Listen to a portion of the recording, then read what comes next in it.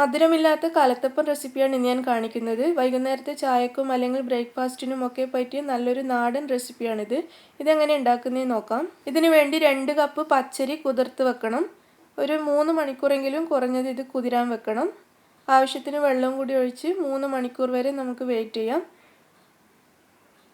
പച്ചരി അല്ലെങ്കിൽ ജീരകശാല അരി വേണമെങ്കിലും യൂസ് ചെയ്യാം. ഞാനിപ്പോൾ പച്ചരിയാണ് എടുത്തിട്ടുള്ളത്. ഇത് നമുക്ക് അടച്ചു വെക്കാം. ഞാനിത് 3 മണിക്കൂറിന് ശേഷം നന്നായി കഴുകി വൃത്തിയാക്കി എടുത്തതാണ്. ഇനി ഇതിലേക്ക് 1 കപ്പ് ചോറ് ചേർക്കാം. ചോറ് ഏത് അരിയുടെ ചോറ് വേണമെങ്കിലും ചേർക്കാം. ഇനി ഇതിലേക്ക് ഒരു ചെറിയ ഉള്ളി കട്ട് ചെയ്തത് ചേർക്കാം. വലിയ ഉള്ളിയാണെങ്കിൽ പകുതി ചേർത്താൽ മതി. ഇതിലേക്ക് 2 ടീസ്പൂൺ പെരിഞ്ജീരകം ചേർക്കാം. ആവശ്യത്തിന് ഉപ്പും കൂടി ചേർക്കുക. ഇനി ഇതിലേക്ക് 2 കപ്പ് വെള്ളം ചേർക്കാം.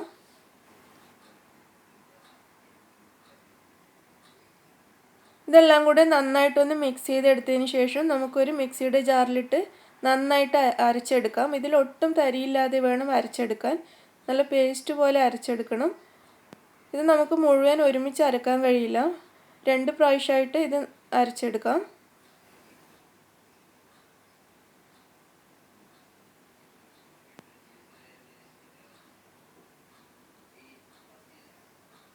ഞാനിത് ഇവിടെ നന്നായി അരച്ചെടുത്തിട്ടുണ്ട്. നമുക്കിതൊരു ബൗളിലേക്ക് മാറ്റാം. 2 പ്രാവശ്യമായിട്ടാണ് ഞാനിത് അരച്ചെടുത്തത്. ഇതിൽ ഞാൻ 2 കപ്പ് വെള്ളമായിരുന്നു ഒഴിച്ചത്. ഇതിന് അല്പം കട്ടി കൂടുതലാണ്. നമുക്കൊരു 1/4 ഗ്ലാസ് വെള്ളം കൂടി ഇതിലേക്ക് ഒഴിക്കാം. ഈ മിക്സിയുടെ ജാറിലേക്ക് ഒഴിച്ചിട്ട് ബൗളിലേക്ക് തിരിച്ചൊഴിക്കാം. മാവ് ഇപ്പോൾ നല്ല പാകത്തിനായിട്ടുണ്ട്. 2 കപ്പും പിന്നെ ഒരു 1/4 ഗ്ലാസ് വെള്ളവുമാണ് ഞാൻ ഒഴിച്ചിട്ടുള്ളത്. ഇത്രയും കട്ടിയിലാണ് ഈ മാവ് ഇരിക്കേണ്ടത്. ഇനി ഇതിലേക്ക് 1/4 കപ്പ് തേങ്ങ ചിരകിയത് ചേർക്കാം. അതുപോലെ പൊടിയായി അരിഞ്ഞ ഉള്ളിയും കൂടി ചേർക്കാം. ഏകദേശം 2 ടേബിൾ സ്പൂൺ ഉള്ളി. ഇതിനി നന്നായിട്ടൊന്ന് മിക്സ് ചെയ്തെടുക്കുക. നമ്മുടെ കലത്തപ്പത്തിൻ്റെ മാവ് ഇവിടെ റെഡി ആയിട്ടുണ്ട്. നമുക്കിനി ഇത് കലത്തപ്പം ഉണ്ടാക്കാൻ സ്റ്റാർട്ട് ചെയ്യാം. ഈ മാവ് വെച്ചിരിക്കരുത്. ഇത് അരച്ച ഉടനെ തന്നെ കലത്തപ്പം ഉണ്ടാക്കണം. അതിനുവേണ്ടി ഞാനിവിടെ ഒരു പാൻ അടുപ്പത്ത് വെച്ചിട്ടുണ്ട്. ഇനി ഇതിലേക്ക് വെളിച്ചെണ്ണ ഒഴിച്ചു കൊടുക്കാം. 3 ടേബിൾ സ്പൂണോളം വെളിച്ചെണ്ണ ഞാൻ ഇതിലേക്ക് ഒഴിച്ചിട്ടുണ്ട്. ഇനി ഇതിലേക്ക് അല്പം ഉള്ളി നേരിയതായിട്ട് അരിഞ്ഞത് ചേർത്ത് കൊടുക്കാം. ഒരു 2 ടേബിൾ സ്പൂൺ വരെ ഉള്ളി വളരെ നേരിയതായിട്ട് വേണം അരിയാൻ. ഇത് നന്നായിട്ട് വഴറ്റി ബ്രൗൺ കളർ ആവണം. ആ സമയത്ത് നമ്മൾ അരച്ചു വെച്ച മാവ് ഇതിലേക്ക് ചേർക്കാം. മാവ് ചേർക്കുന്ന സമയത്ത് നമ്മൾ അടിയിലിട്ടിരുന്ന ഉള്ളിയും ഓയിലും ഒക്കെ മുകളിലേക്ക് പൊങ്ങി വരുന്നത് കാണാം.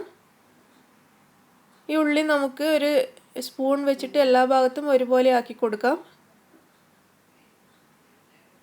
ഇനി ഇത് അടച്ചു വെച്ച് ചെറിയ തീയിൽ വേവിച്ചെടുക്കാം. ഒരു 45 മിനിറ്റ് മുതൽ 50 മിനിറ്റ് വരെ സമയം ഇതിങ്ങനെ ചെറിയ തീയിൽ കിടന്ന് വേവണം. ഒരു 45 മിനിറ്റ് ആകുമ്പോൾ നമുക്കിതൊന്ന് ചെക്ക് ചെയ്ത് നോക്കാം. ഇതിപ്പോൾ ഏകദേശം 45 മിനിറ്റ് ആയിട്ടുണ്ട്. നമുക്കിത് വെന്തിനോന്ന് നോക്കാം. ഒരു കത്തി അല്ലെങ്കിൽ ടൂത്ത് പിക്ക് വെച്ചിട്ട് ഇത് വെന്തിനോന്ന് ചെക്ക് ചെയ്യാം. ഇതിപ്പോൾ നന്നായി വെന്തിട്ടുണ്ട്. ഇത് നിങ്ങൾക്ക് വേണമെങ്കിൽ ഒന്നുകൂടി തിരിച്ചിട്ട് ഈ മുകളിൽ കാണുന്ന ഭാഗം കൂടി ഒന്ന് ബ്രൗൺ കളറാക്കി എടുക്കാം. പക്ഷെ ഞാൻ അങ്ങനെ ചെയ്യാറില്ല. ഞാൻ ഈ കലത്തപ്പം ഫ്രൈ ചെയ്തിട്ടാണ് കഴിക്കുന്നത്. അതുകൊണ്ട് ഞാൻ ആ സ്റ്റെപ്പ് ഒഴിവാക്കലാണ്. നിങ്ങൾ ഇതുപോലെ തന്നെ കഴിക്കുകയാണെങ്കിൽ തിരിച്ചിട്ട് കൊടുത്ത് മറ്റേ ഭാഗം കൂടി ഒന്ന് ബ്രൗൺ ആക്കി എടുക്കുകയാണെങ്കിൽ നല്ലതായിരിക്കും. ഫ്രൈ ചെയ്തിട്ടാണ് കഴിക്കുന്നതെങ്കിൽ അങ്ങനെ ചെയ്യേണ്ട ആവശ്യമില്ല. നമുക്ക് ഈ കലത്തപ്പം ഒരു പ്ലേറ്റിലേക്ക് തിരിച്ചിട്ട് കൊടുക്കാം. അടിഭാഗമൊന്നും ഒട്ടും കരിയാതെ നല്ല ഭംഗിയായിട്ട് കിട്ടിയിട്ടുണ്ട്. ഇവിടെ ഇതിനൊരു ചെറിയ കുഴി ഉണ്ടായിരിക്കുന്നത് അത് എയർ കടന്നുകൂടിയിട്ടാണ്. നമ്മളിത് വേവിക്കുന്ന സമയത്തൊന്ന് തട്ടി കൊടുത്തതാണെങ്കിൽ ആ കുഴി ഉണ്ടാവില്ലായിരുന്നു. ഞാനത് വിട്ടുപോയതാണ്. ഇതാണ് കലത്തപ്പത്തിൻ്റെ മുകൾ ഭാഗം. നമുക്കിനി ഇതൊന്ന് കട്ട് ചെയ്തെടുക്കാം. ഇത് കറിയുടെ കൂടെ കഴിക്കാനും നല്ലതാണ്. മത്തിക്കറി അല്ലെങ്കിൽ ബീഫ് കറിയുടെയൊക്കെ കൂടെ നല്ല കോമ്പിനേഷനാണിത്. അതൊന്നും അല്ലാതെ ഇതുപോലെ തന്നെ വെറുതെ കഴിക്കാനും നല്ല ടേസ്റ്റാണിത്. എൻ്റെ മോനിത് ഫ്രൈ ചെയ്താൽ മാത്രമേ കഴിക്കുള്ളൂ. അതുകൊണ്ട് ഞാനിതിപ്പോൾ ഫ്രൈ ചെയ്തെടുക്കാൻ പോവുകയാണ്. അതിനുവേണ്ടി ഈ കലത്തപ്പം നേരിയതായിട്ട് കട്ട് ചെയ്തെടുക്കാം. ഇത് മുളകിലിട്ട് ഫ്രൈ ചെയ്ത് കഴിഞ്ഞാൽ നല്ലൊരു ചായക്ക് പറ്റിയ സ്പൈസി സ്നാക്കാണ്.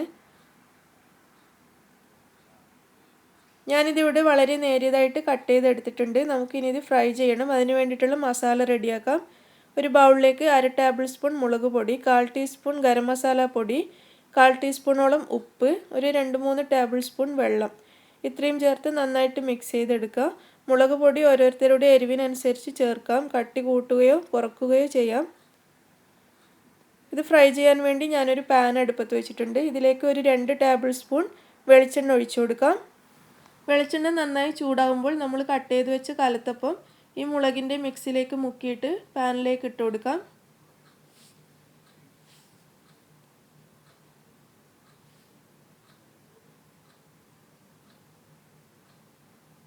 ഒരു ഭാഗം ഫ്രൈ ആകുമ്പോൾ നമുക്കിത് തിരിച്ചിട്ട് കൊടുക്കണം. ഒരു മീഡിയം ഫ്ലെയിമിൽ വെച്ചിട്ട് നമുക്കിത് ഫ്രൈ ചെയ്തെടുക്കാം. കൂടുതൽ സമയമൊന്നും ഫ്രൈ ചെയ്യണ്ട. നല്ലോണം വെന്ത കലത്തപ്പമായതുകൊണ്ട് ഈ മുളകൊന്ന് മൊരിഞ്ഞ് കിട്ടിയാൽ മാത്രം മതി. ഞാനിത് തിരിച്ചിട്ട് കൊടുത്തിട്ടുണ്ട്. ഇതിൻ്റെ 2 വശവും നന്നായി മൊരിഞ്ഞിട്ടുണ്ട്. നമുക്കിത് പ്ലേറ്റിലേക്ക് മാറ്റാം. അങ്ങനെ നമ്മുടെ സ്പൈസി കലത്തപ്പവും ഇവിടെ റെഡിയായി കഴിഞ്ഞു. ഞാനിത് മുഴുവൻ ഫ്രൈ ചെയ്തിട്ടില്ല. കാരണം ഇത് ഫ്രിഡ്ജിൽ വെച്ച് കഴിഞ്ഞാൽ 1-2 ദിവസമൊക്കെ കേടുകൂടാതെ ഇരിക്കും. നമുക്ക് ആവശ്യമുള്ളപ്പോൾ എടുത്ത് പെട്ടെന്ന് ഫ്രൈ ചെയ്യാവുന്നതേ ഉള്ളൂ.